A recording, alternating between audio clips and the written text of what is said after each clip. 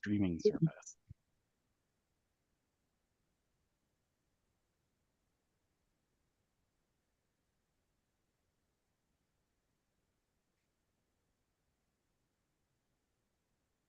Hello, good evening, and thank you so much for joining us this evening.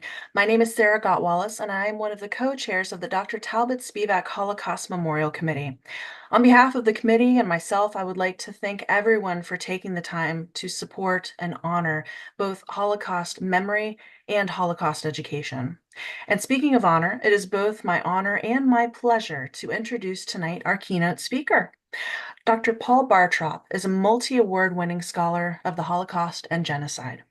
Until December of 2020, he was professor of history and the director of the Center for Holocaust and Genocide Research at Florida Gulf Coast University here in Fort Myers, Florida, where he is now professor emeritus of history.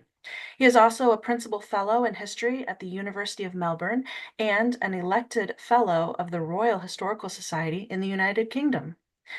Dr. Bartrop has held numerous other positions, including visiting professorial fellow at the University of South Wales, Canberra, and Ida E. King Distinguished Visiting Professor of Holocaust Studies at Stockton University in New Jersey.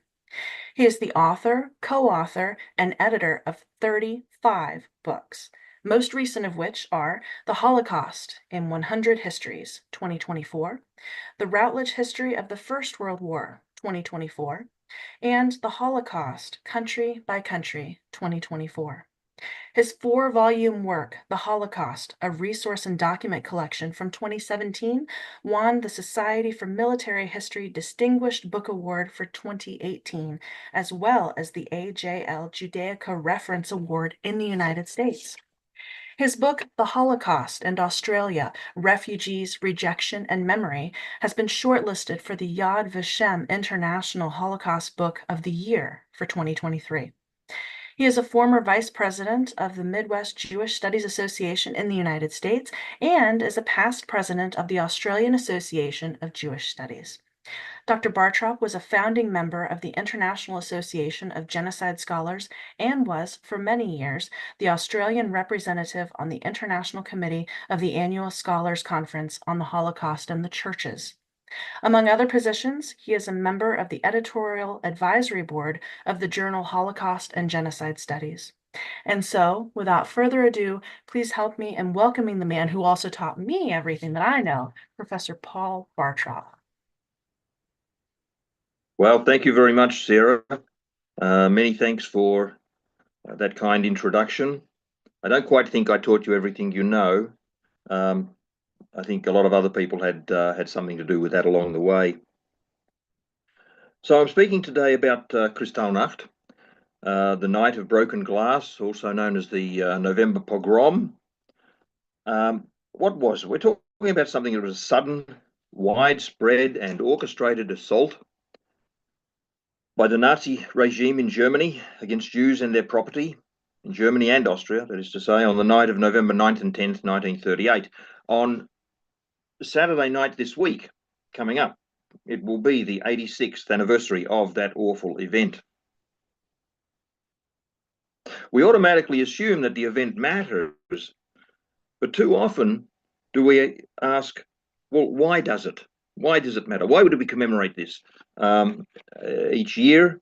Why is it so important? In our eagerness to derive meaning from such events or simply to commemorate them, we can lose sight of their overall significance. With that in mind, here goes. The event known as Kristallnacht saw the first widespread use of massive force against Jews by Germany's Nazi regime. The attack legitimized violence against Jews by the Nazi state and foreshadowed Adolf Hitler's later attempts, although nobody could see that at the time, to exterminate European Jews through what became known as the final solution. What happened on the night of November 9th, 1938? The story has been told and retold many times, but it's necessary to do so again here to provide a context so we can better appreciate the situation facing the Jews in Nazi Germany and Austria at the time. Under the provisions of the Nuremberg Laws of 1935, a little bit earlier, life was to be made so intolerable for Germany's Jews that they would want to emigrate. Those who did not do so often found themselves arbitrarily arrested and possibly put into concentration camps. In most cases, they were only held a short time, beaten up perhaps, and generally intimidated with the intention of making them see that they had no future in Germany and should leave the country. The violence of November 9th, 1938 was different.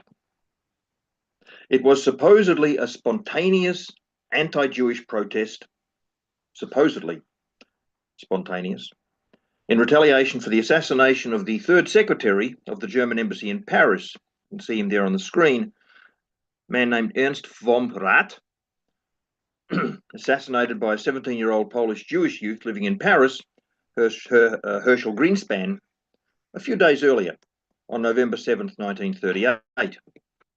And there's Greenspan there.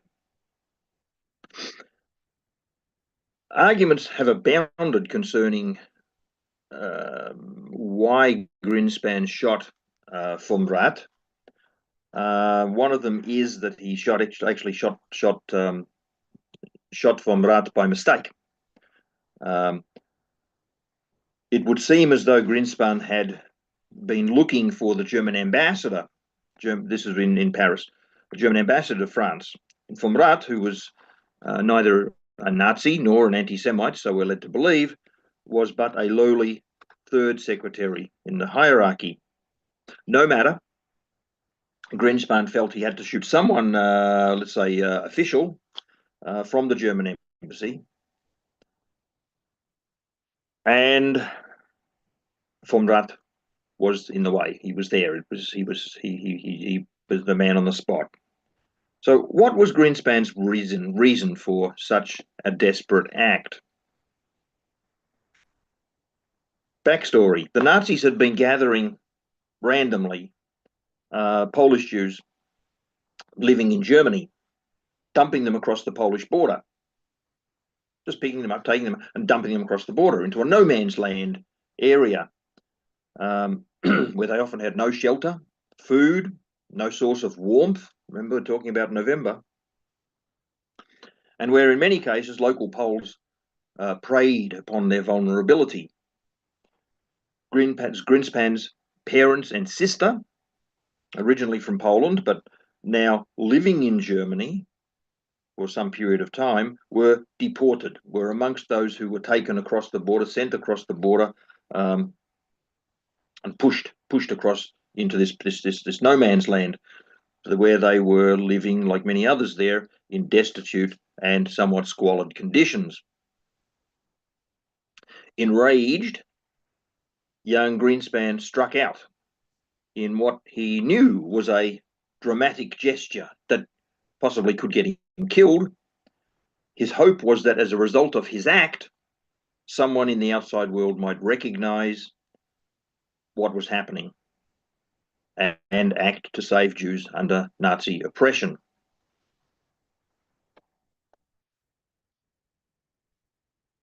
For the Nazis, this was an ideal opportunity. This shooting was an ideal opportunity that could be cynically exploited. Very quickly, arrangements were made to stage so-called spontaneous expressions of the German people's fury. After learning of von Rath's murder, Joseph Goebbels, you see him on the screen there, the Nazi Minister of Propaganda and Public Enlightenment. I always like that term, propaganda and public enlightenment.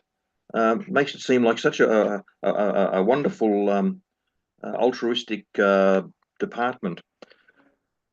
Goebbels organized a widespread attack on Jewish businesses and synagogues and on German Jews themselves. In effect, Nazi Party members would be going out onto the streets without their uniforms to show the world that, let's say, ordinary German civilians were not going to put up with this sort of treatment. Nazi stormtroopers led groups of these so-called civilians, mostly Nazis in plain clothes, led them throughout German cities, led them across German cities, where they ransacked Jewish homes, synagogues, and storefronts. You can see one of the storefronts here. During the attack, this is a highly controversial point, German men also raped Jewish women. Now, under the Nuremberg laws of 1935, sexual relations between Germans and Jews was prohibited. But it has been demonstrated that nonetheless, despite the severe penalties regarding sexual relations between Jews and German citizens,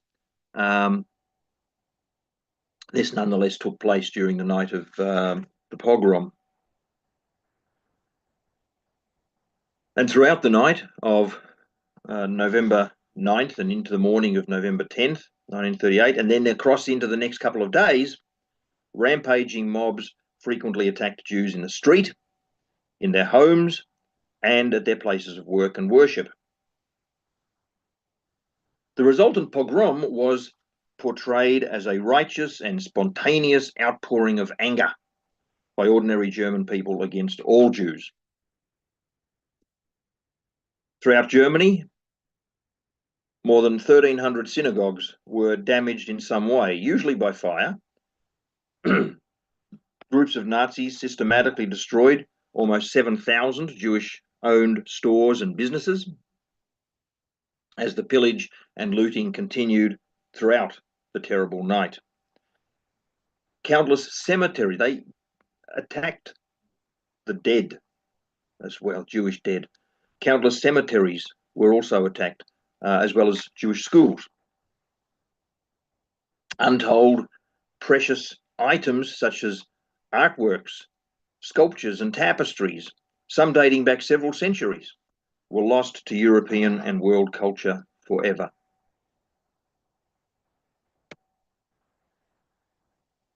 More than 30,000 Jewish men were arrested,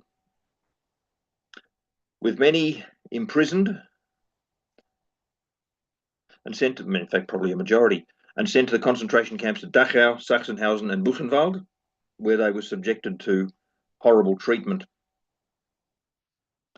The average period of imprisonment was 4 to 6 weeks for older men, longer for some of those who were younger. And even if we were to look at, despite the figures I've just given you, even if we look at the German figures, they themselves are pretty horrible. An SS report dated the 11th of November listed 815 shops, 29 department stores, 171 dwellings, and 267 synagogues, either vandalized or totally destroyed. 91 Jews were officially listed as killed. That figure, by the way, is one that's important to consider because it's often quoted as though it is the figure, but that's a Nazi figure. Unofficially, the figure was likely very much higher. Other estimates claim at least 236 killed that night, including 43 women and 13 children. In the 3 weeks that followed, at least 1,000 of the men who had been sent to the concentration camps lost their lives owing to the brutal treatment they received at the hands of the Nazis, the guards at these camps. It's been estimated that within the space of a few months thereafter, more than 5,000 people died at Buchenwald, Sachsenhausen, and Dachau. Many others, of course, remained in these camps, where thousands were to die during World War II. And I think it's worthwhile thinking about World War II, which broke out within 10 months of the November pogrom. In real time, these things happened rather rapidly. Streets and pavements were littered with broken glass, which, as it was said, shone like crystal in the moonlight in the crisp November night. And that gave the night its Nazi nickname. I'd like you to keep in mind the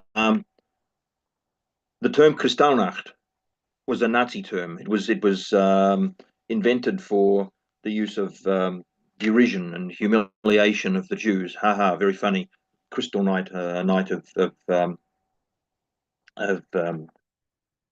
little crystals shining brightly. To further demoralize the Jewish community, Hermann Goering introduced new laws for Jews,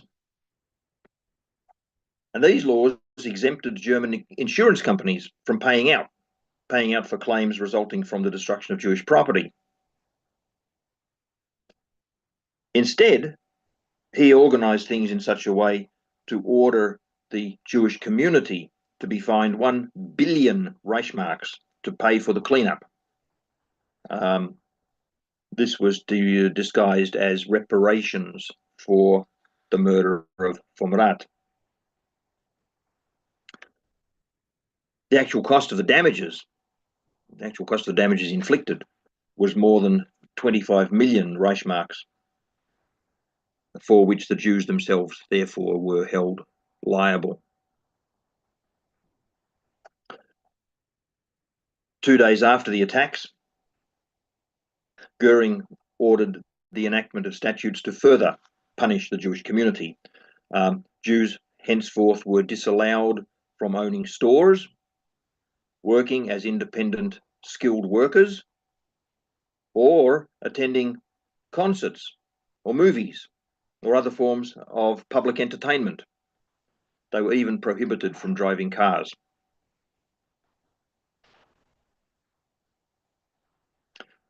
Not surprisingly, over 150,000 Jews left the country in the wake of Kristallnacht. And that was not an easy thing to do. And I've written about this, and maybe I can come back another time and talk about the reception policies of various countries around the world at this very time, which made it very difficult for Jews to leave, not only to leave Germany, which is what the Germans wanted, what the Nazis wanted, but also for Jews to get into countries of refuge. But countries throughout Europe, plus the United States and the Soviet Union, condemned what had been happening on this night. Nonetheless, the Nazi regime remained undeterred by its plans for the expulsion of Jews from Germany.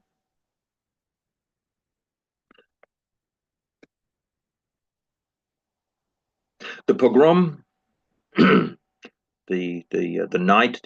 night of destruction, resulted in greater concentrated destruction than any previous anti-Jewish measure up to that point. It spelled out to those Jews who had up to now thought the regime was a passing phenomenon that this was not the case. Prior to the Kristallnacht, a majority of Germany's Jews did not generally consider themselves a group standing outside of German society, and thereby as a target for what was later to be used in a different context by the German regime, by the Nazi regime, as Sonderbehandlung, which is to say special treatment. Now they had to come to terms with that horrible reality. For the first time, countries not only within Europe but outside Europe became attractive destinations for Jews seeking to leave Germany in large numbers. Austrian Jews had, since the Anschluss, the union of Austria with Germany in March 1938, already been looking overseas for emigration. Now, in much larger numbers, German Jews joined them. Now, as a way into approaching how intense the event of the Kristallnacht was for some people, I thought it might be appropriate to look at the recollections of one young man from the city of Frankfurt who was a witness to the destruction of that awful night.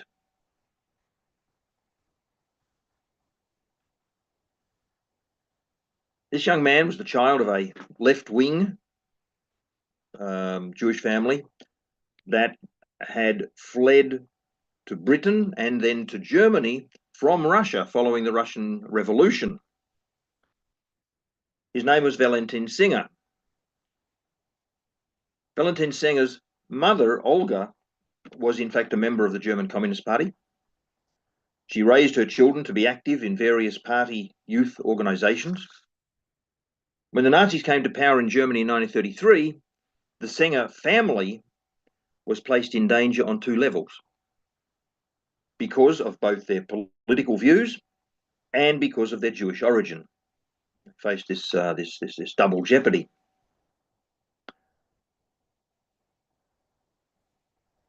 Interestingly, through a remarkable set of stratagems, they remained hidden throughout the entire duration of the Third Reich, all the way through 1945. The only Jewish family to survive the Nazi period in Frankfurt. Watching the Holocaust in real time, yet unable either to stop it or to declare themselves, the family remained invisible, as you can see from the title of Singer's memoir. Valentin Singer had been passed as a non-Jew in Germany throughout this time. And he watched the developments of the Kristallnacht with a mixture of fascination and revulsion, and obviously no little amount of fear. His account provided a first-person account of the Kristallnacht from the perspective of one who still found himself emotionally attached to the fate of the Jewish people, who were, in fact, he said, his people, in a way that he had not anticipated. He hadn't had a particularly observant or identifiably Jewish upbringing. Now this came home to roost. Upon hearing the news of the destruction of the night, Singer's mother's first words included the comment that the death of Vom Rath, the shooting of Vom Rath, was, and this is her words, all that the Nazis were waiting for. In other words, here was a signal, as she saw it, that the Nazis could use in order to make some sort of reckoning with Germany's Jews. As she continued, she related this to her son, what the Hitlers have done to us so far is nothing compared to what's coming now. Wow, how prescient, such prescient words. The fact is, however, that for many Jews, the various Nazi acts leading up to November 9th, 1938 were, if not the worst, then at least the last such anti-Semitic acts that would be committed. And that's very important to keep that in mind. People were able to rationalize that whatever has happened so far will be the last such event to take place against the Jewish people. And then the next one would be the last. And then the next one would be the last, and so forth. Now, with the assassination of Vom Rath, came the very real fear that even worse days were to come. Learning that the synagogue at Frankfurt's Börneplatz, the new synagogue, as he called it, was on fire, Singer left the house and went down to the Börneplatz to see for himself what was happening. Who knows? He might even be in this crowd that you see in this picture. As a Jew, he knew only too well that it was important that he should not attract attention to himself through showing horror or shock or anything like that. While watching the flames, he observed both the mirth of the local Hitler youth cohort around him. They were laughing at the fire, at the burning. And he compared that with the very quiet manner, the very quiet demeanor of of the German civilians who were at the scene, who were just watching and not saying anything. He even used the term subdued to describe them, noting that their comments about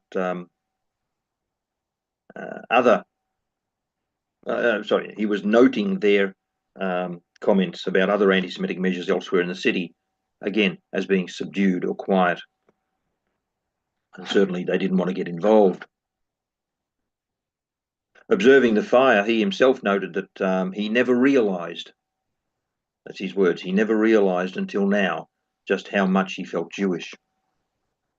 It dawned on him that the fate of the Jewish people, with whom he had never been close, like I said, was now going to be his fate also. And that as a result, he was going to have to be even more careful than before not to disclose his Jewish identity. He did feel, however, as he was watching what was happening there, watching the flames that were not being put out because the Nazi authorities denied the fire department permission to stop the burning. And as he was watching this, he thought to himself that someone, he used the term someone, ought to recite the Shema, one of the most sacred of Jewish prayers. The Shema reads, Hear, O Israel, the Lord, our God, the Lord is one. An affirmation of belief often said at the bedside of a dying person, or by that person as their final words. An important part of Senger's account dealt with the reaction to the anti-Semitic violence as viewed back in his workplace. He did go to work that day, worked in a factory. He went to work later that day, where one of his co-workers was a Hitler Youth member. Now, the other people around him showed a relative lack of enthusiasm. But there was an obvious glee to what was happening from his Hitler Youth co-worker, a person who was totally indifferent as to the fate or feelings of the Jewish targets of the Nazis' victimization. He actually saw, Sanger said he actually, this Hitler Youth person saw the whole thing as something of a bit of a lark. And he personally, he seemed offended when others around him didn't join in his sadistic pleasure. Sanger's testimony concluded with an expression of worry as to what the pogrom would portend for his family's future. While no one could foresee precisely what the event would lead to, though his mum had a pretty bit of an idea, there was enough foreboding in the air to suggest that soon the family's masquerade in hiding would come to an end. Sanger's final words were that after the next few weeks, quote unquote, quote, nothing happened. Though this was but the start of a period of uncertainty. Speaks about uncertainty all the time. And fear in many quarters that a second Kristallnacht might break out at any moment. Of course, the reality further down the track was to be much, much worse. Prior to the Kristallnacht, many Jews in Germany could not face up to the Nazis' awful intentions. This was perhaps one of the reasons behind Senger's family seeking salvation through hiding in plain sight, as they did. The hopeful possibility that there could ever be an accommodation reached with Nazism, a hope long held by many, now vanished for Germany's Jews in the aftermath of the November pogrom. The painful truth for which they had so long tried to avoid broke through. They were being forced to quit the country and would have to leave Germany for other lands. I thought these three photographs is most indicative of what was going on. In the top one, you see stormtroopers ransacking the synagogue library. The one at the bottom shows them carting away some of these books, and then the one on the right-hand side of the screen shows the actual fire within, as they set fire to the pulpits and the place of prayer.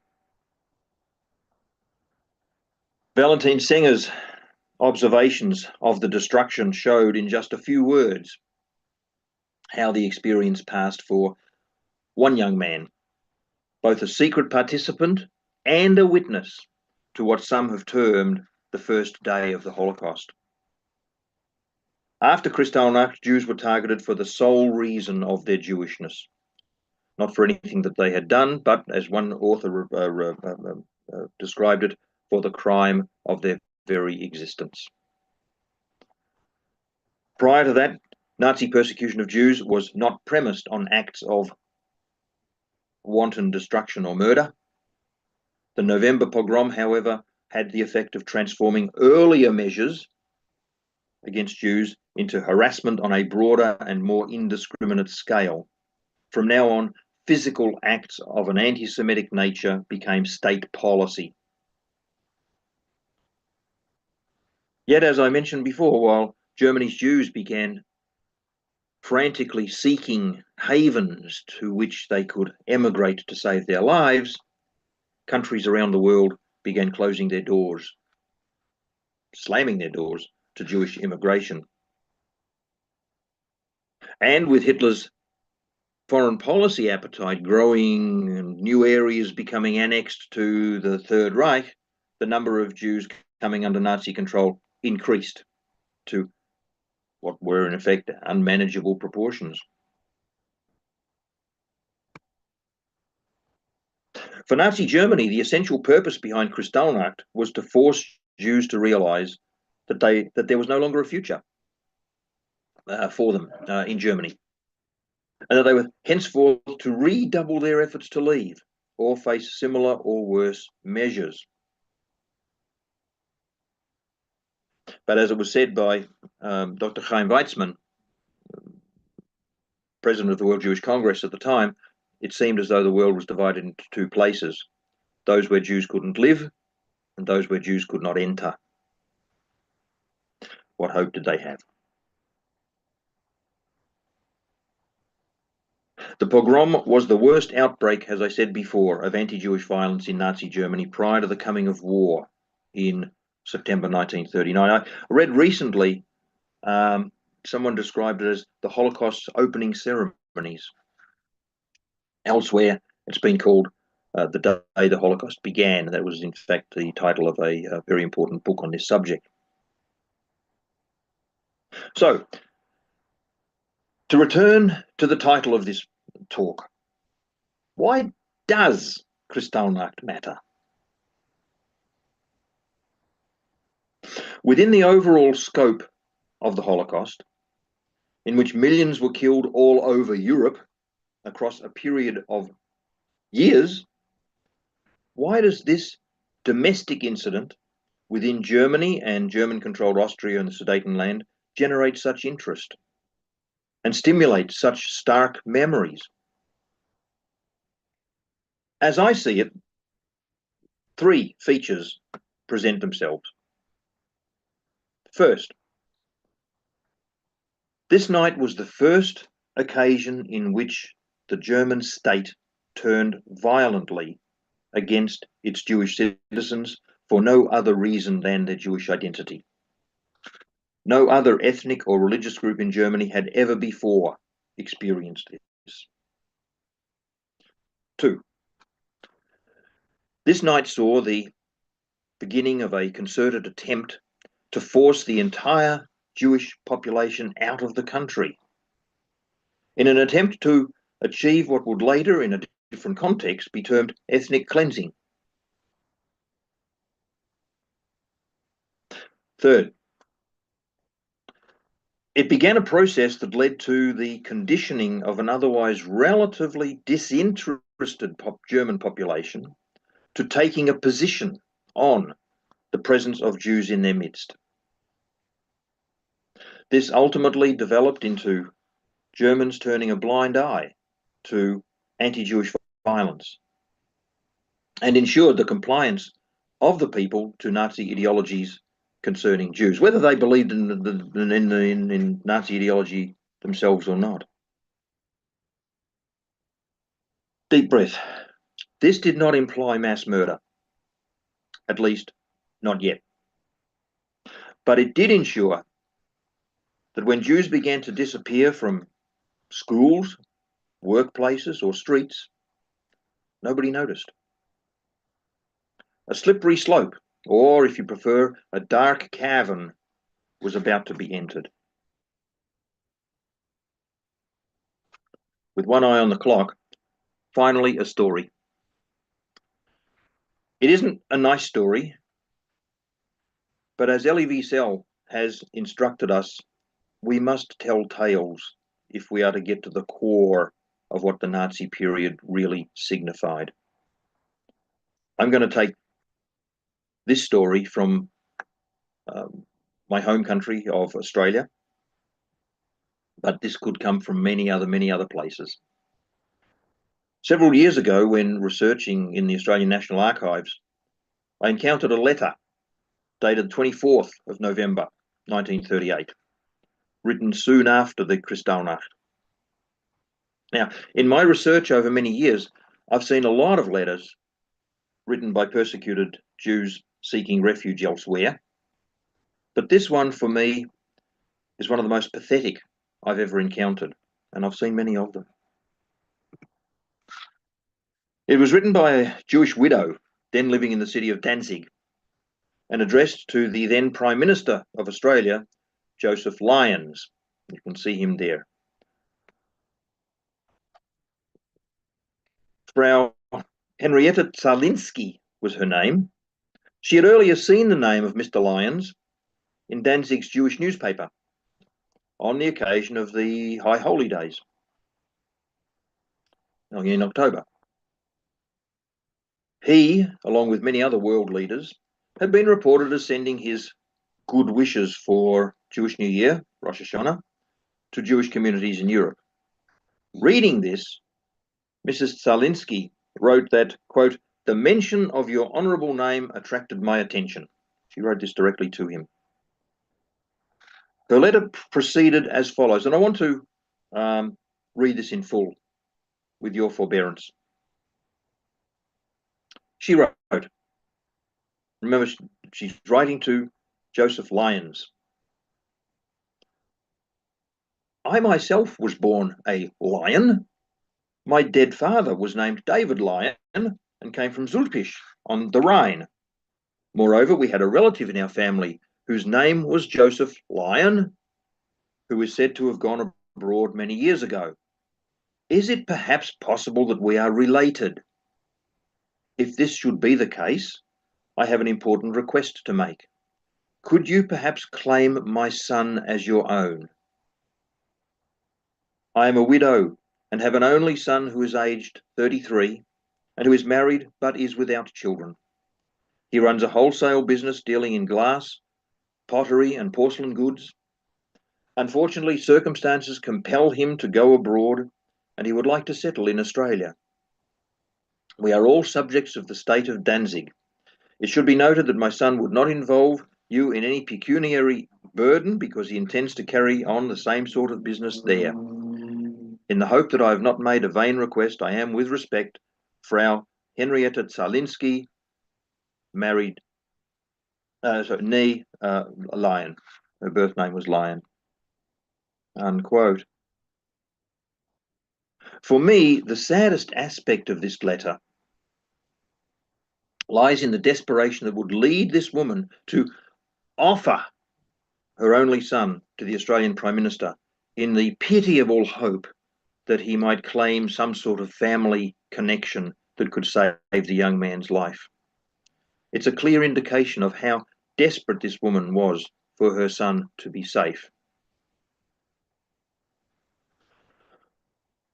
I might just add parenthetically, Joseph Lyons was not Jewish, had not come from Poland, and was in fact of Irish Catholic background.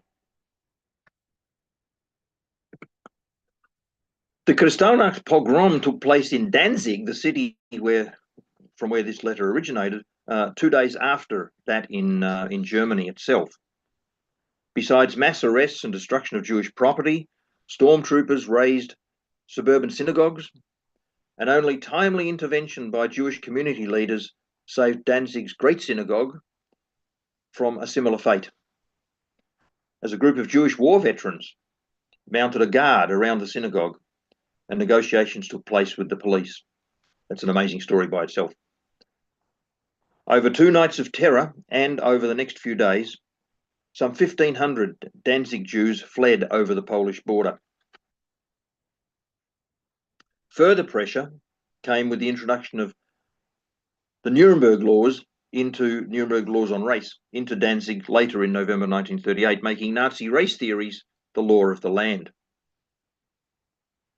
I should say Nazi anti-Semitic race theories.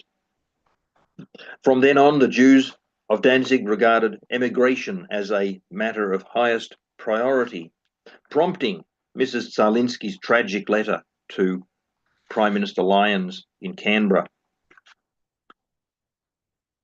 I continued looking through the archives, the file in the National Archives, and there was to be, however, no happy ending in Australia. The last item in the file after Mrs. Zarlinsky's letter was marked simply, "No action to be taken." It was just 4 months earlier at the International Evian Conference on Refugees held in France, a conference called by Franklin Roosevelt, that the Australian representative, Thomas White, announced a very famous quote, often referred to in such contexts. Thomas White announced that, quote, "Australia has no real racial problems and is not desirous of importing any through large-scale Jewish migration into the country," unquote. And that was that. Not a happy story, but then the new dark age between 1933 and 1945 was hardly one where happy stories were all that common. Tragic personal stories at the most intimate level typified the essence of the tragedy. And on that sad note, and with some awareness of why Kristallnacht matters, I will end, and I will thank you for your attention. Thank you so much, Dr. Bartrop. Wonderful as always. We do have one question popped up here in the chat so far. Folks, if you have any questions that you would like us to relay to Dr. Bartrop, please jot them down in the chat and I will relay those to him. One student would like to know, can you remind us what were the 3 features that you listed off? You talked about the three concepts there. I did. I'll have a little look at my notes. Our notes. Right. While you're doing that, would you say that Kristallnacht marks the beginning of the dehumanization of the process, or the process of dehumanization of the Jewish population? I think that could be said. Yeah. I think, in fact, it could also almost have been said a little earlier, right. As Jews were increasingly removed from the mainstream of German society through legislative means. Yes, sir. Laws were passed 35 isolating laws. Yeah. The Nuremberg in 1935. Right. But there were other laws both before and after as well. The 3 points were that this was the first occasion on which the German state turned violently against its Jewish citizens for no other reason than their Jewish identity. The second was that this is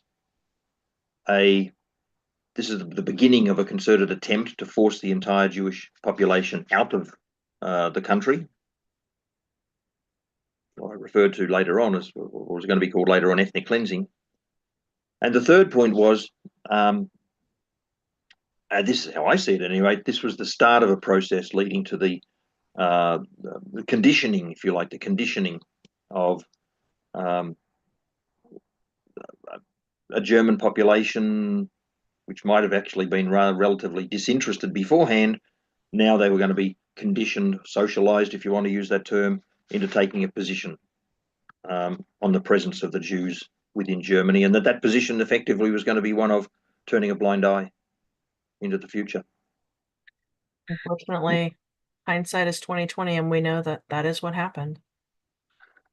Indeed. One of the interesting things is that observers outside of Germany could see this sort of thing in real time. We talk of, Sarah, you mentioned hindsight.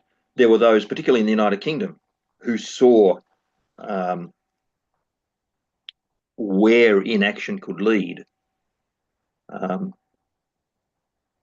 and the diplomats, actually British diplomats within Germany, played a huge role in seeing to it that not only um, uh, Jewish adults were able to come into the United Kingdom um, for a short period, but in a transit capacity, but would also lead to what would be known as the Kinder Transport um, program, which saved up to 10,000 Jewish children. I was going to ask you about how that played into it. Actually, since we're like right on the border of this question, Kaylee asks, what were the reactions of other countries and governments to Kristallnacht? Well, I can speak with authority on, excuse me, on the British. Bless you. Thank you. The British policy. Now, the interesting thing about Britain's policy was that the British ambassador to Berlin, who would have been directing traffic regarding Britain's policies, was actually absent at this time, which is a very good thing for the Jews of Germany, because Sir Neville Henderson was um, an avowed appeaser. His attitude was basically give everything to Hitler that he wants, and we'll avoid another war. How'd that work out? But that also the idea that we don't want Jews and all that sort of stuff. But he was away at the time, and his chargé d'affaires, his second in charge at the Berlin embassy, took matters into his own hands, and permitted the consuls in various other cities to act in a most sympathetic manner. As a result of which, Britain's policy was relatively liberal as a result coming out of this. In France, similarly, though France was starting to look to how many so-called aliens were already in the country, but nonetheless, there were still a vast number of Jews who were able to get into France, fewer into Belgium, and much smaller numbers in other parts of Europe. The United States was conflicted over this. Don't forget, at this time, the United States was operating a very strict policy of isolationism, where the affairs of other countries were concerned. It would seem as though from 1938 onwards, from 1938 to 1939, Jews who managed to get into the United States did so largely because of connections already there that enabled the applications to be processed. But around the world, there were expressions of disgust, expressions of absolute horror directed towards Germany, directed towards the German regime. Of course, the minute any country starts condemning another country for its internal policies, it's making a statement about what it wants its own international relations to be relative to that country. So it becomes a bit messy. A lot of countries say, hands off, we're not going to talk about this, which of course is the way states operate. As I've said on numerous occasions, and Sarah, you might recall when you were my student a very long time ago, I made the comment that states don't have friends, states have interests. States don't necessarily act morally all the time. In fact, states act amorally most of the time. But that's another story for a different time. Unfortunately, that's very true. For the sake of time, because I know that you have to hightail it out pretty soon, do you have time for one more question? Absolutely. My student, Kaylee, has hit you with some really good ones. Kaylee, I think this is you, girl. And if so, I'll write all these down and I will get them to you and I'll be your kind of go-between. I'll be your moderator back and forth and later emails here. But one question that she asked that's really good. They're all very good, Kaylee. What role did propaganda play in the events of Kristallnacht? Oh, huge. I can answer that in one word, huge. Um, in fact, the propaganda was the very act. It was what's been referred to in other contexts as it was the propaganda of the deed. Um, the act itself was an act of propaganda, and the point of it all was to show how horrible to show the German people how horrible the Jews were for going out there and um, killing German diplomats. Um, the entire Jewish community was held responsible for this. Um, and if you bear in mind also that one of the people who was responsible for um, stirring this up, I mentioned him, you saw his photograph earlier on, was the Minister for Propaganda and Public Enlightenment. I just like using that term, Joseph Goebbels. And he'd already had a long record, a long propaganda record, um, from as early as very early in the Nazi regime in 1933, where he orchestrated the burning of books that were uh, considered to be harmful to the regime, um, and onwards, until we get to the Nuremberg laws of 1935. More propaganda opportunities, and then beyond that, now you've got this wonderful propaganda opportunity showing that the quote unquote the Jews are desperate to try to do harm to the German state. Um, I'm always wary. It's from a lifetime of studying this stuff. When people refer it to they, uh, they are out to kill um, German diplomats. They are out to who's they? Well, that was manipulated. That approach to they was manipulated to mean all Jews ultimately. You could find they being referred to also as all sorts of things. They meaning any political party. They meaning all members of a racial or ethnic group. They being all those who write documents with their left hand, whatever it might be. They become a target, and once you make them into an other, it starts the process. And propaganda is very important in this role. Yeah, it's an excellent question with, of course, an excellent answer as always, sir. So I do have a list of questions that I'll compile. I'll email to you. If anyone would like to ask Dr. Bartrop a question later on, you'd like me to convey that to him, I've dropped my um, email address into the chat box there. Feel free to jot it down. And otherwise, thank you so much for your time, as always. Can't wait to have Not you a again in problem. March when we do our entire week-long Holocaust Memorial event, as always, In March, I will be there in person, in person. um, and because that'll be 2025, and because 2025 is the 80th anniversary of celebration. the end of World War II in 1945, Mhm. I'll be talking then about building on this theme of why. I'll be looking at why liberation in 1945 mattered, and we Right. can actually think about that further down the track. And A heck of a plug, right? A few months down the road, check us out again. Well, thank you so much, and Dr. Bartrop. stimulate your wonderful students to continue with the good questions. Absolutely. Wonderful. Thank you so much